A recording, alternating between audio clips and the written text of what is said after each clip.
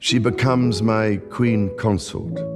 And I felt, you're losing people every single time you have those headlines. We all get that there's a really big, urgent message. Big news is shaking up the royal family today. King Charles just found a secret part in the Queen's will. Charles said he hoped his experience may give encouragement to others. That could change how Harry and William get their money. People are talking and wondering what this secret is and why it was hidden.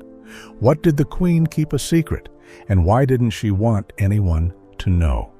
Join us as we pull back the curtain on the most controversial inheritance decisions in modern royal history.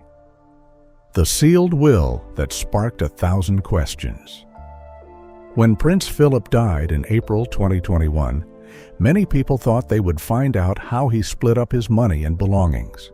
Queen Elizabeth's 97-year-old husband, Prince Philip, is said to be doing fine this morning after a car crash where he was at the wheel. His SUV flipped, but he walked away without serious injury. But instead, there was no information. A judge in Britain decided that Prince Philip's will would be kept secret for at least 90 years. This choice set a rule that would also apply when Queen Elizabeth passed away just 17 months later. The judge said that keeping things secret was important to respect the royal family. But this just made people wonder more. What were they trying to hide? Why did the royal family need so much privacy when everyone else's will is public? Some people thought this level of secrecy was wrong for a family that gets so much money from taxpayers every year. Royal wills have been kept secret since the early 1900s, when Queen Mary of Teck asked for her wishes to be private. This has become normal for senior royals, making it hard to see how their money is shared, which is very different from what people expect from public figures today. Legal experts say these secret wills might show uncomfortable facts about how wealth is divided and problems within the family. When Queen Elizabeth passed away, she had about $500 million in personal wealth, but no one outside her close family will ever know how she shared it. Did she give the same amount to all 4 of her kids, or did she give more to King Charles because he is the heir? Did Prince Harry get anything after leaving the royal family? These questions will not be answered for almost 100 years. But while official wills stay locked away, other inheritance arrangements have become public knowledge, and some revelations have shocked even devoted royal watchers. Prince William's billion-dollar windfall. When Queen Elizabeth passed away, Prince William became one of the richest men in Britain. As the new heir to the throne, he automatically got the Duchy of Cornwall, a large estate worth over $1.2 billion that his father had owned for more than 50 years. This property, which is 685 years old, covers almost 140,000 acres. Across England and Wales, with farms, commercial properties, forests, rivers, and even a cricket ground. The duchy was created in 1337 by King Edward to help the future king have his own money. A special rule said that the land would always go to the oldest son of the king. In his first full year as Duke of Cornwall, William made $30.4 million from the land, changing his money situation completely. This inheritance showed the big difference between William and his younger brother Harry. William now has a huge estate worth $1 billion that makes him tens of millions of dollars every year, while Harry left royal life without any financial support. The duchy can only go to the next king, so Harry was never going to get any of it. I would be bringing my wife and children back to the UK at this point, and the things that they're going to miss is, well, everything. The duchy works like a private property, so William doesn't have to pay corporation tax, but he chooses to pay income tax on the money he makes. Some people think this is unfair and believe that his wealth should help everyone. Over the years, some members of Parliament have tried to take control of the duchy, but none of those efforts have succeeded. William can use the money from the duchy any way he wants. People usually think it should be used for charity and official events, but there are no laws saying he has to. His dad, Charles, used duchy money to help both sons when they were working royals. Put together, It means ensuring the brightest and boldest amongst us in all sectors of society. But William hasn't said if he will help Harry now that they are not getting along. The Queen Mother's Unequal Trust Fund. When the Queen Mother passed away in 2002 at age 101, she left behind a fortune estimated at $120 million. But rather than dividing this wealth equally among all her great-grandchildren, she made a calculated decision that would create lasting inequality between William and Harry. Royal author Christopher Anderson revealed that she placed 2/3 of her fortune into a trust for the princes, but the amounts were deliberately unequal. The Queen Mother understood that William would inherit the Duchy of Cornwall, making him extraordinarily wealthy. She reasoned that Harry, as the spare, would have fewer opportunities to build wealth. You know, that'd be really good fun because when you live in an area. So she structured her trust to give Harry a larger share, reportedly about $8.5 million, compared to William's smaller portion when they each turned 40. This decision was made decades before the dramatic rift between Harry and the rest of the family.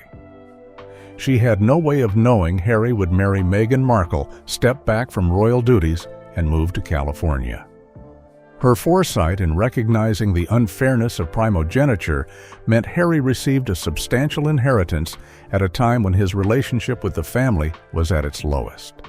When Harry turned 40 in September 2024, he got all of his money. After he stepped back from royal duties, King Charles stopped giving him money, so Harry had to depend on the money he inherited from his mom, Diana, and what he earned from Netflix and Spotify. The money from the Queen Mother helped him a lot financially, but the timing showed uncomfortable truths about royal wealth.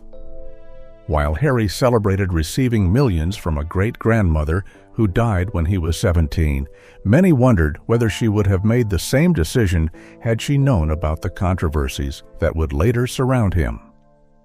Princess Diana's secretive letter of wishes. When I started my public life 12 years ago, I understood the media might be interested in what I did. Princess Diana died in 1997, leaving her 2 sons with a tricky inheritance. Those shocking allegations about Princess Diana's death. Authorities now reviewing the new and sensational claim that she was actually murdered by the British government. Her will, made in 1993 and changed in 1996, said her estate was worth about $31.5 million. After taxes, around $17 million was left to be shared equally between William and Harry. However, the big issue was a secret document that the family kept hidden for many years. Diana had written a letter of wishes, a supplementary document meant to guide her executors, but not legally binding like a will. In this letter, she expressed specific desires about distributing her personal property, including her famous wardrobe and jewelry. But Diana's executors, her mother and sister, never disclosed this letter's existence to other family members for several years. When the letter of wishes finally surfaced during unrelated court proceedings involving Diana's butler, family members were outraged. They discovered Diana's final wishes had been ignored or altered without anyone's knowledge. The executors had asked a probate court for permission to vary the will's terms, changing significant details about who would receive what and when. Most controversially, the executors delayed William and Harry's access to their full inheritance from age 25 to age 30 without informing the boys or getting their consent. They argued that 25 was too young to responsibly manage such large sums, so they petitioned for a 5-year delay. The princes could access interest starting at 25, but couldn't touch the principal until 30. Diana wanted each of her 17 godchildren to get a quarter of her personal belongings, not counting her jewelry. But the people in charge of her estate only gave each godchild one item from her collection, which some called cheap souvenirs. The parents of the godchildren didn't find out about these changes until many years later. The situation showed an important lesson about planning for the future that everyone can learn from, not just royal families. But while Diana's will caused problems after her death, the money she left behind would later become a lifeline for one of her sons when he needed it most. Would Harry have been able to leave royal life at all if his mother hadn't been so careful about securing his financial future? The inheritance that Prince Harry used to escape. In March 2021, Prince Harry and Meghan Markle talked with Oprah Winfrey. During the interview, Harry shared something surprising about money. He said that after the royal family stopped giving him money in early 2020, he and Meghan had to use the money he got from his mom, Princess Diana, when she passed away. This showed how important Diana's planning was for helping her sons in the future. Harry told Oprah that without his mother's inheritance, he and Meghan could never have moved to California and established an independent life.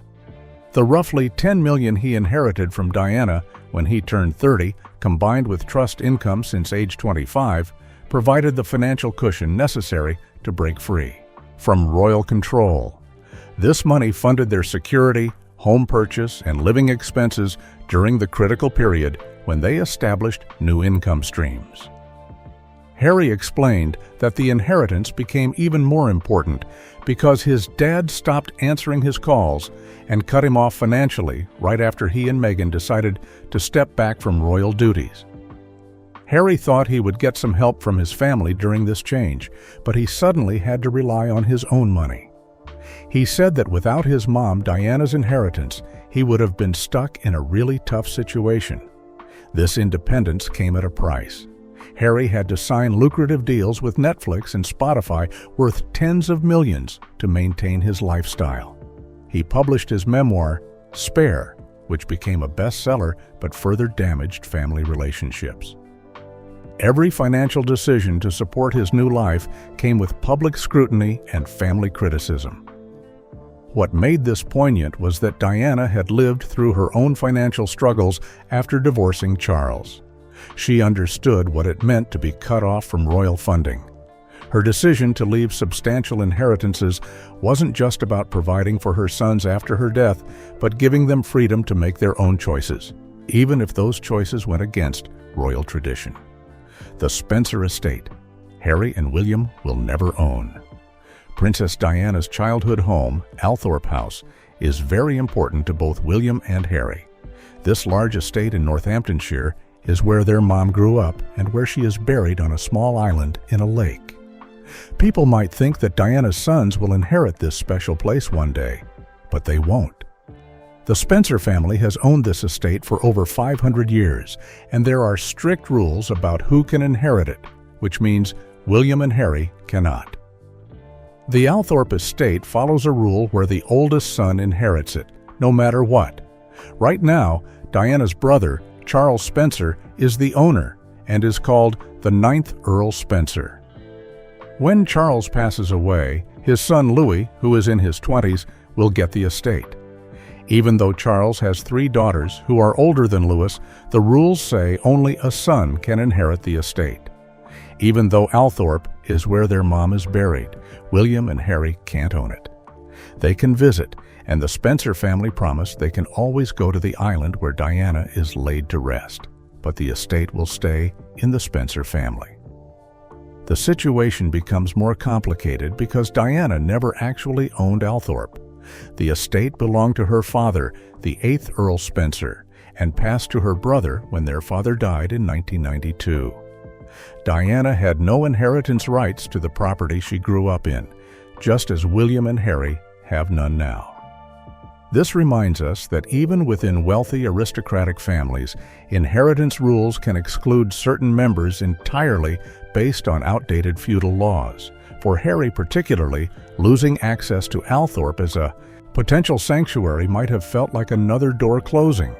After stepping away from royal properties, having a connection to his mother's childhood home could have provided a meaningful tie to his British heritage. Prince Andrew's Royal Lodge Battle.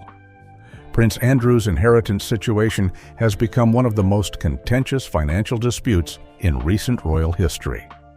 The Queen's second son signed a 75-year lease for Royal Lodge, a 30-room Windsor mansion, back in 2003 when he was still a working royal.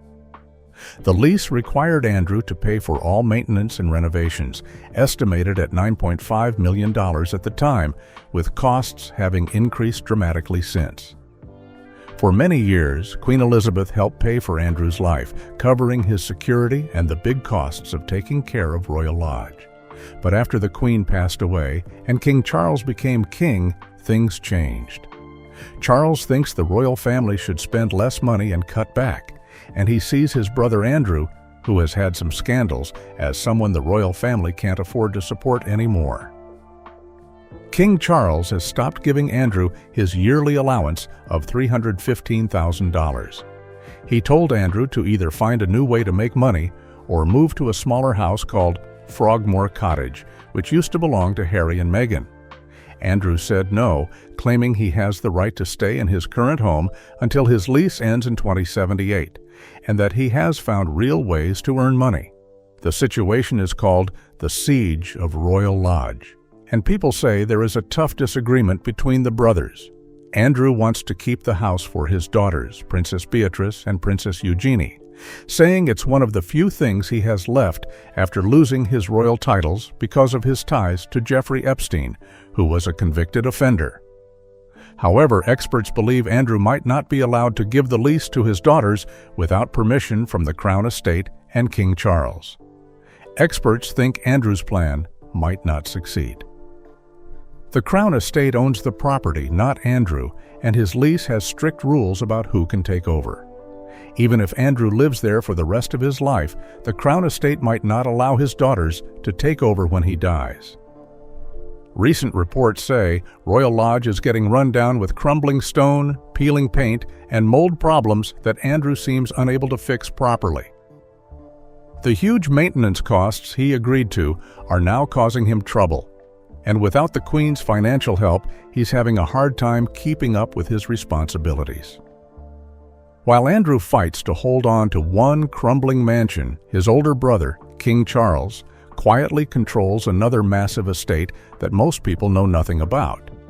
This second fortune operates in the shadows, generating millions every year with even less oversight than the Duchy of Cornwall.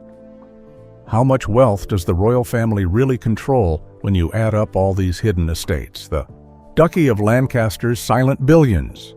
Many people talk about the Duchy of Cornwall that Prince William got, but there's another royal property that is also kept quiet, the Duchy of Lancaster.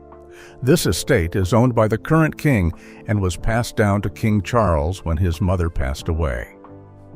It is worth over $600 million and has given money to British kings and queens for a long time, with special tax breaks and benefits.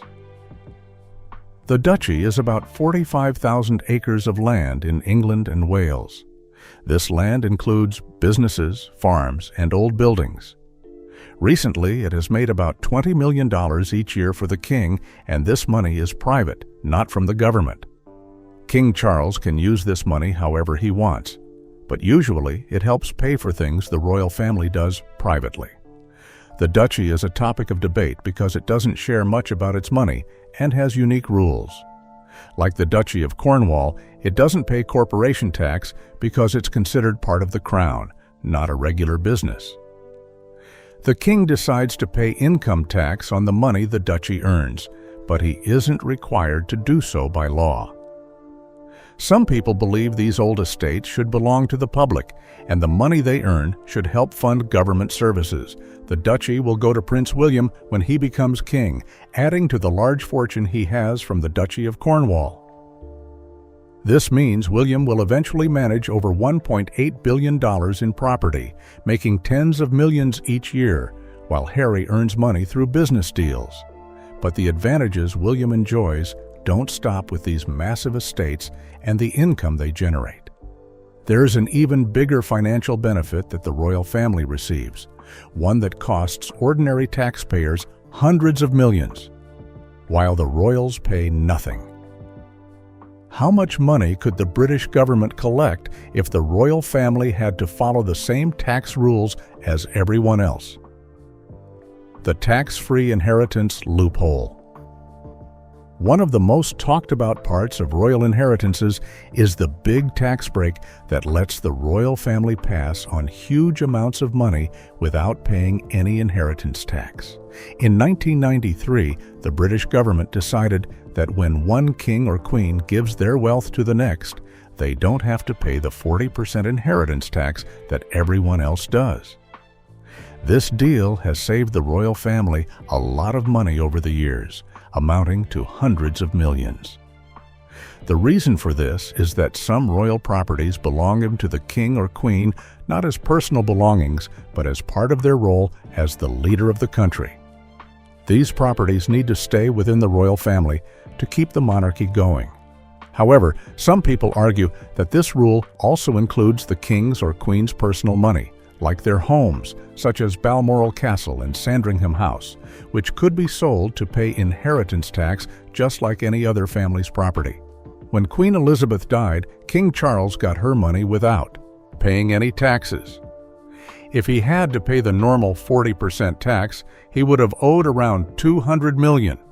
Instead, he kept all of it, while regular British families have to give almost half of any inheritance over $325,000 to the government.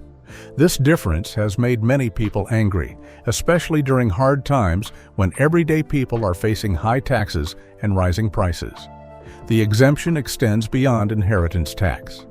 The monarch also doesn't pay capital gains tax on the Crown estate, valued at approximately $21 billion and generating enormous profits yearly, while the monarch surrenders the Crown estate's profits to the government in exchange for the sovereign grant.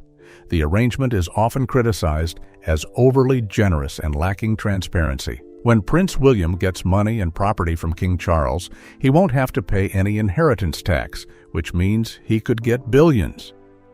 On the other hand, Prince Harry, who is not a working royal anymore and isn't next in line for these royal assets, will probably get much less and might have to pay taxes on whatever he does inherit. Many people think it's unfair that the royal family doesn't pay the same taxes as everyone else.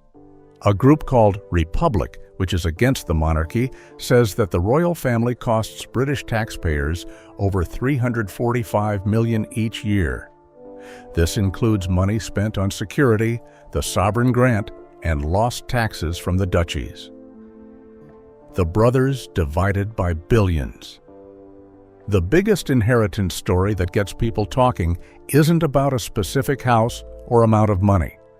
It's about the growing money gap between Prince William and Prince Harry. These two brothers, who were born just 2 years apart and grew up together in Kensington Palace, now live in very different financial worlds that show how unfair royal inheritance can be. Prince William has about $120 million in personal money, but if you add the $1.2 billion of the Duchy of Cornwall that he manages, his total wealth is over $1.3 billion. He makes more than $30 million each year just from the duchy. And when he becomes king, he will also get another $600 million from the Duchy of Lancaster. His kids will live very privileged lives, with Charlotte and Louis getting good allowances from the Duchy of Cornwall, and George will inherit everything when it's his turn. Prince Harry's net worth is about $60 million. Most of this money comes from what he got when his mom, Princess Diana, passed away. Some money from the Queen Mother's Trust, and what he earns from deals he makes. He doesn't get any money from the Duchy of Cornwall, no allowance from his dad, and he doesn't have the same properties or benefits that Prince William has. To keep up with his family's lifestyle, he had to make deals with Netflix and Spotify, and how much money he makes in the future depends on how well he stays in the public eye. The money difference between the brothers shows how unfair royal families can be. William got his billions just because he was born 2 years before Harry, not because he worked hard or was more talented.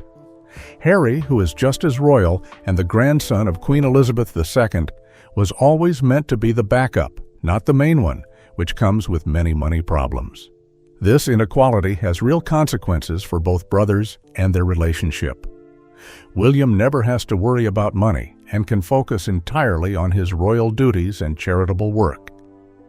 Harry must constantly generate income to support his family, which means making difficult choices about which commercial opportunities to accept and which to decline.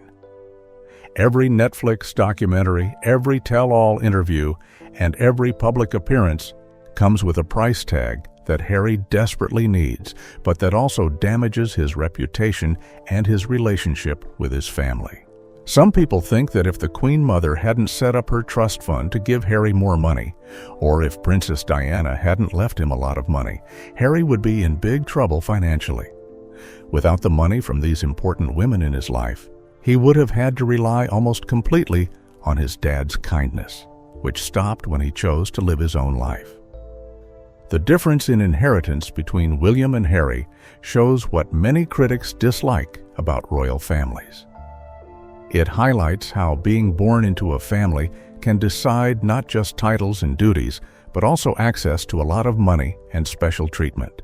It shows how one brother can get billions just for being born first, while the other has to work hard to make a living through business deals that the royal family looks down on. People who know Prince Andrew say he is really upset because King Charles hasn't shared any of the money he received from Queen Elizabeth with his brothers and sister. Andrew, Princess Anne, and Prince Edward were important royals for many years, helping the Queen and going to many events. But when the Queen died, most of her money went only to Charles, leaving his siblings to take care of themselves or rely on Charles for financial help. When William becomes king, things will stay the same. His brother and sister, Charlotte and Louis, won't get billions of pounds from royal properties. They will only get what William decides to give them from his own money, and they won't have any legal claim to the Duchy of Cornwall or the Duchy of Lancaster. This system keeps going on, making a class system even within the royal family. Should the duchies of Cornwall and Lancaster be nationalized and their profits used for public benefit? Can Prince William and Prince Harry ever rebuild their relationship when billions of dollars separate their daily realities? Share your thoughts with us in the comments section. Remember to like, share, and subscribe for more. Also, click the next video showing on your screen. You will enjoy it.